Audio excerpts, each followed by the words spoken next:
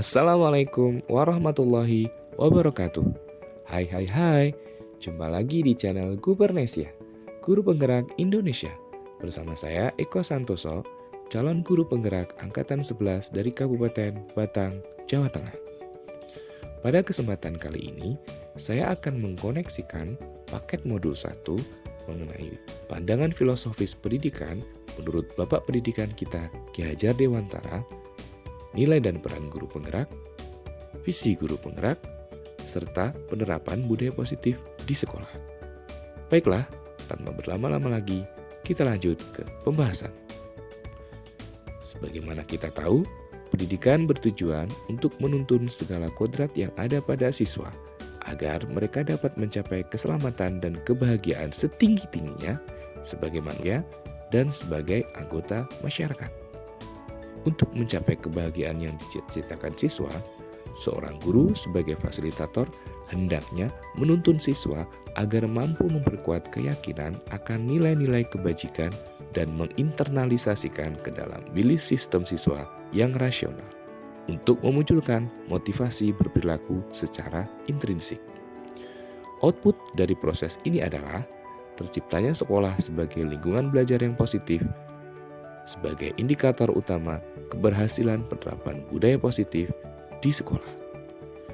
Modul budaya positif memiliki dimensi yang sangat kompleks.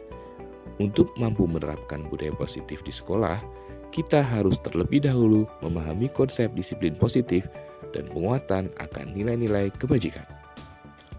Modul ini merubah mindset saya tentang miskonsepsi kata disiplin.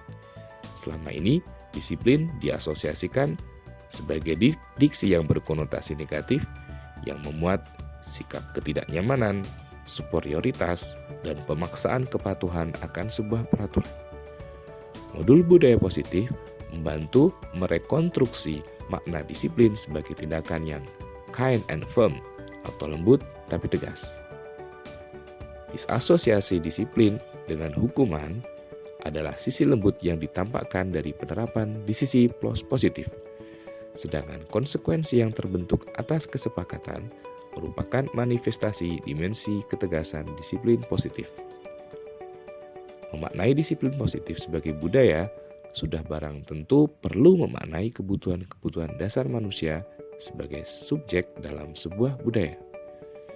Setiap individu yang unik mempunyai kebutuhan yang berbeda satu sama lain.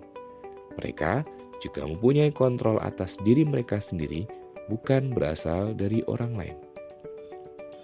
Guru sebagai fasilitator bukan berperan sebagai pembentuk atau shaping, tetapi berperan sebagai penajam atau sharpen.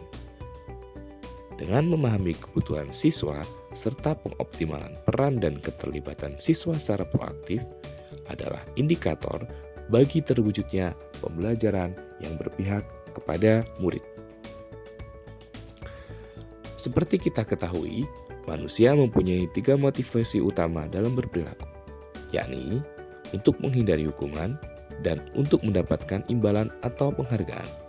Kedua motivasi tersebut adalah motivasi eksternal, serta untuk menjadi diri sendiri berdasarkan keyakinan atas nilai-nilai yang ada, yang merupakan motivasi utama atau motivasi internal dari dalam diri. Sebelum mempelajari modul ini, saya masih sering menggunakan prinsip token ekonomi dari Sigmund Freud, di mana saya akan memberikan imbalan berupa hadiah sebagai apresiasi keberhasilan pencapaian siswa. Misal, dalam pembelajaran klasikal, sebelumnya saya mempersiapkan beberapa hadiah bagi siswa yang mampu menjawab pertanyaan atau bertanya dan atau aktif dalam kegiatan diskusi.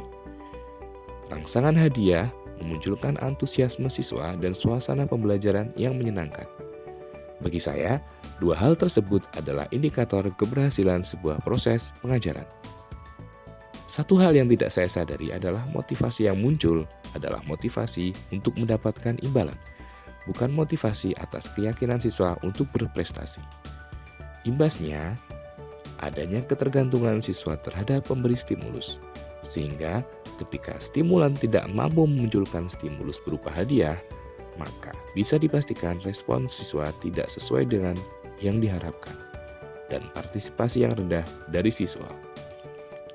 Sejatinya, hal positif yang dapat dari token ekonomi yang saya terapkan adalah terjalinnya kolaborasi dan komunikasi interaktif antara guru dan siswa.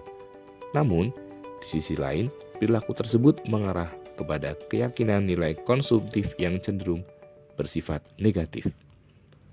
Akan lebih baik jika hadiah diganti pemberian afirmasi positif mengenai keyakinan-keyakinan yang muncul pada diri siswa. Salah satu dimensi budaya positif adalah peran guru dalam posisi kontrol restitusi yang meliputi sebagai penghukum, pembuat rasa bersalah, sebagai teman, pemantau, dan manajer. Berdasar pengalaman yang ada, posisi kontrol yang saya terapkan adalah gabungan di antara ketiga posisi, yakni sebagai teman, sebagai pemantau, dan sebagai manajer. Memposisikan diri sebagai teman, saya lakukan di tahap awal konseling untuk membangun suasana yang hangat, sehingga klien atau konseli menjadi lebih terbuka. Peran sebagai pemantau diperlukan untuk menggali permasalahan di tahap diagnosis masalah. Pada posisi ini, saya menggunakan dasar dari anecdotal record dan atau catatan-catatan konseling berupa data-data valid tingkah laku. Karakteristik kontrol manajer yang berwibawa cenderung netral dan dewasa tepat diterapkan pada tahap akhir konseling. Bertujuan agar konseli mampu membuat keputusan-keputusan secara mandiri berdasarkan nilai-nilai yang dia yakini. Setelah memahami budaya positif, maka kedepannya saya akan menerapkan posisi kontrol sebagai seorang manajer. Mengapa? Karena posisi ini saya anggap paling ideal diterapkan guru dalam proses komunikasi dengan siswa. Seorang manajer mampu membantu menuntun siswa untuk memahami keyakinan terhadap nilai-nilai kebajikan, sehingga memunculkan motivasi intrinsik siswa untuk menjadi diri sendiri. Selanjutnya, prinsip segitiga restitusi sebagai opsi tindakan dalam penanganan masalah siswa sejatinya mempunyai kesamaan dengan tahapan proses konseling. Hanya saja, terdapat perbedaan istilah dalam setiap tahapannya. Pada proses konseling, menggunakan teknik konseling realita yang sering saya terapkan, saya membagi 3 tahapan, yakni acceptance, acknowledgement, dan action, atau sering saya sebut sebagai triple A.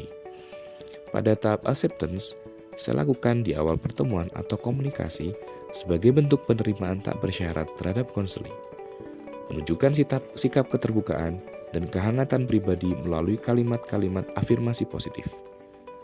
Tahapan ini bertujuan untuk membangun kepercayaan konseli dan menjadi individu yang diterima. Dalam prinsip restitusi, tahapan ini hampir sama dengan tahapan penstabilan identitas. Tahap kedua, yakni acknowledgement, atau memberikan pemahaman-pemahaman baru sebagai bentuk proses belajar. Tahap inti konseling ini bertujuan memunculkan solusi-solusi positif dari konseli terkait permasalahan yang dialaminya. Konselor mengajak konseli untuk mampu mengambil keputusan-keputusan secara independen serta konsekuensi-konsekuensi yang akan ditimbulkan. Tahap ini sesuai dengan sisi kedua segitiga restitusi, yakni validasi tindakan yang salah. Tahap terakhir yakni action, yakni berupa rancangan-rancangan tindakan nyata yang harus dilakukan konseli di masa depan sebagai langkah pemecahan masalah. Tahapan ini dilakukan sebagai tahap akhir atau terminasi konseling.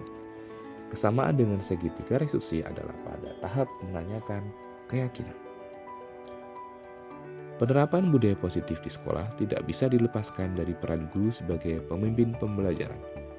Budaya positif sebagai langkah kolaboratif memerlukan efektivitas komunikasi antar individu yang saling berinteraksi di dalamnya. Sehingga menurut saya, perlu adanya penambahan materi mengenai ketampilan public speaking yang disematkan dalam submodul. Tujuannya untuk lebih meningkatkan keterampilan guru dalam berkomunikasi dan berinteraksi dengan rekan sejawat, siswa, dan seluruh elemen dalam ekosistem pembelajaran. Salam guru penggerak, tergerak, bergerak, menggerakkan. Sampai jumpa di episode selanjutnya. Wassalamualaikum warahmatullahi wabarakatuh.